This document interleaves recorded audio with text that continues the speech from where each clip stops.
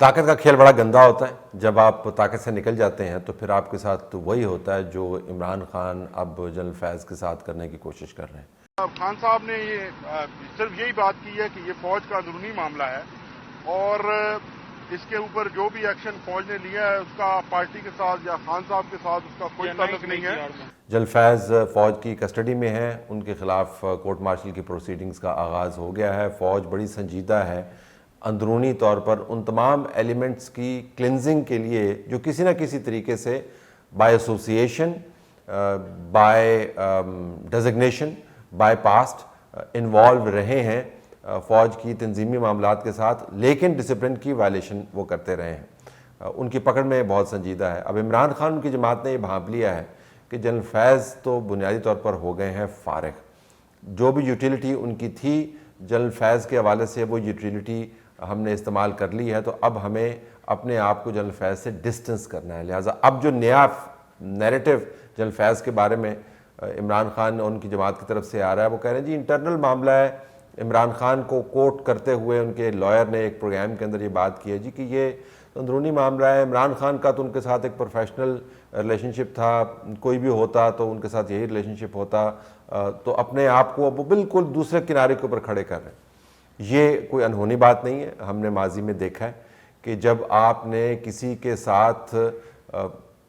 مصافحہ کرنا ہو تو پہلے آپ سوچتے ہیں کہ اس میں آپ کا فائدہ کیا ہے، اور اس کے بعد جب فائدہ زیادہ بڑھتا ہے تو گلے لگا لیتے ہیں، اور اس کے بعد ایک دوسرے کے یار بن جاتے ہیں، اور جب فائدہ ختم ہو جاتا ہے تو ایک دوسرے کو ڈسکارڈ کر دیتے ہیں. سب سے بڑی اگزامپل عمران خان کی دوستی اور اس کے بعد ان کی طرف سے بے اعتنائی کی اور پھر حتمی طور پر دشمنی میں کنورٹ کرتے ہوئے اس بے اعتنائی کو، کیونکہ دشمنی کا بیانیہ بنانا بڑا فائدہ مند تھا، وہ جنرل باجوہ کی ہے. اگر آپ آج گوگل کریں عمران خان کے دور کی تصاویر کو تو آپ کو جنرل باجوہ کے ساتھ اس قسم کی تصاویر نظر آتی ہیں. انسٹنٹینیسلی گوگل جو ہے آپ کو یہ تصاویر دکھاتا ہے. یہ صرف تصاویر واقعات کی نہیں ہے. جنرل باجوہ، جنرل فیض، عمران خان، یہ ایک برمودا ٹرائنگل تھا، یعنی ایک ایسی تکون تھی جو سمندر میں تو موجود نہیں تھی، لیکن اس نے کام وہی کیا جو برمودا ٹرائنگل کرتا ہے. یعنی اس کے اوپر سے جو بھی سٹیبلٹی کا، عقل کا، دانش کا، کامن سینس کا، پاکستان کی مفادات کا جو بھی جہاز اس کے اوپر سے گزرا اس نے سکن کر لیا، اور اس کے بعد پتہ نہیں چلا کہ اس جہاز کا کیا بنا. یہ برمودا ٹرائنگل تھا. جنرل باجوہ اور عمران خان مل کر پلاننگ کیا کرتے تھے. جنرل باجوہ آرمی چیف ہونے کے ناطے کچھ پروٹیکشنز ان کو ابھی بھی اویلیبل ہیں جو میرا اپنا خیال ہے کہ نہیں ہونی چاہیے، کیونکہ جس قسم کے کام انہوں نے کیے ہیں پاکستان کے اندر، وہ آج کل کی وہ جو عدم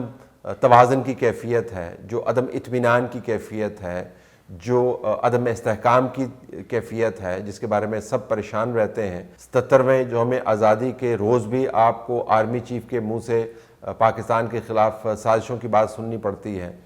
اس عزم کا اعادہ سننا پڑتا ہے کہ ہم سیسا پلائی دیوار بن جائیں گے ان سازشوں کے خلاف جو لیئر در لیئر پاکستان کے خلاف کی جا رہی ہیں. دھمکی آمیز گفتگو سننی پڑتی ہے ان فورسز کے لیے، انیمیکل فورسز کے لیے جو پاکستان کو ڈیسٹیبلائز کر رہے ہیں. تو اس کے لیے جو موافق ماحول بنا وہ پچھلے 6-8 سال کے اندر بنا، اور اس کے اندر کلیدی کردار جنرل باجوہ کا تھا. تو جنرل باجوہ اور عمران خان اکٹھے مل کے کام کرتے ہوتے. جنرل باجوہ نے پاکستان کے میڈیا کے اگر کے زاویے سے میں بات کروں تو ان کا سب سے بڑا ایشو یہ نہیں ہوتا تھا کہ آپ نے 2018 کے انتخابات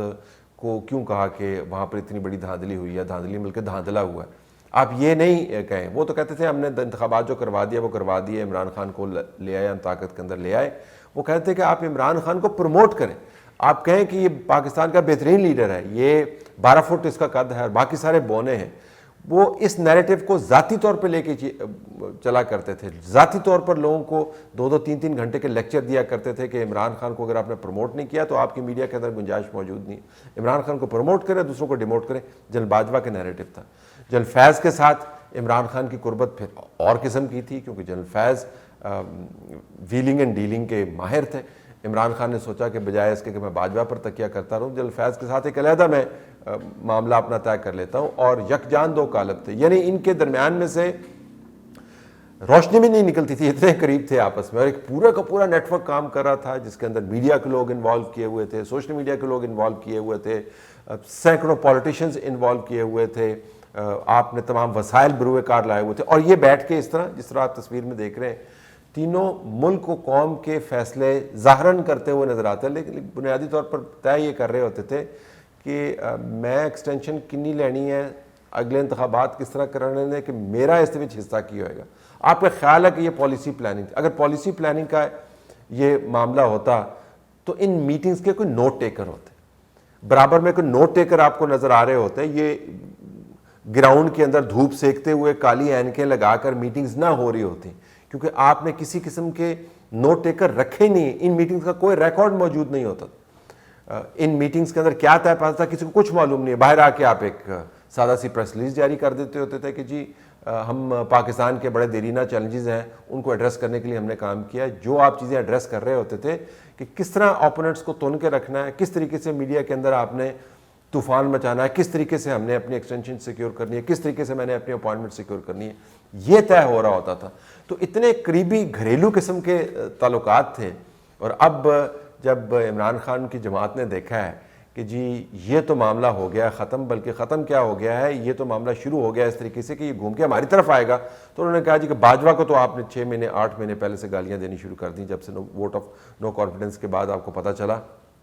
کہ باجوہ ایک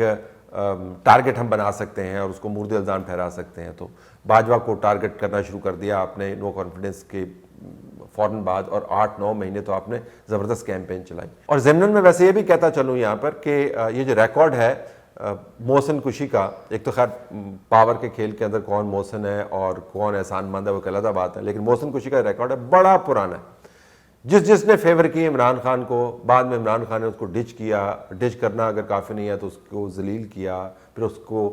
گرفت میں لانے کی کوشش کی۔ جہانگیر ترین کو دیکھ لیں، علیم خان کو آپ دیکھ لیں، اپنی پارٹی کے جو بڑے بڑے زعما ہیں ان کو دیکھ لیں، اس کے علاوہ بہت ساری مثالیں ہیں، لیکن جو سب سے اہم مثال میں دے سکتا ہوں وہ جنرل باجوہ کی اپنی ہے۔ لیکن جنرل فیض کو آپ نے کچھ نہیں کہا۔ اب جب جنرل فیض گرفت میں آیا تو آپ کو پتہ چلتا ہے کہ ان کی طرف سے جو باتیں ہوں گی تو آپ کو پتہ چل جائے گا کہ سارا نظام کام کیسے کر رہا تھا، پرائم منسٹر ہاؤس کے اندر کیا ہوتا تھا، D G I S I کے آفس کے اندر کیا ہوتا تھا، یہ جو ذاتی ملاقاتیں ہوتی تھیں جس کے اندر تسمیہ آپ بیٹھے گھما رہے ہوتے تھے،